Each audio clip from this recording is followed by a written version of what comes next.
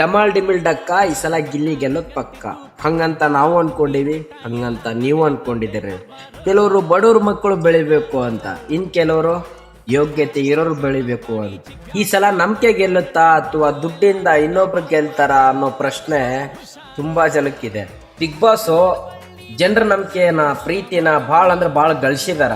ಆ ನಂಬಿಕೆ ಮತ್ತೆ ಪ್ರೀತಿ ಉಳಿಸ್ಕೊತಾರೋ ಇಲ್ವೋ ಅವ್ರಿಗೆ ಬಿಟ್ಟಿದ್ದು.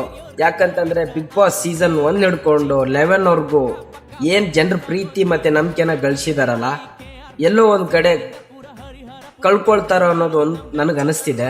ಬಿಗ್ ಬಾಸ್ ಈ ಸಲ ನೀವೇ ಸೋತ್ಬಿಡಿ, ಗಿಲ್ಲಿನ ಗೆಲ್ಸಿ.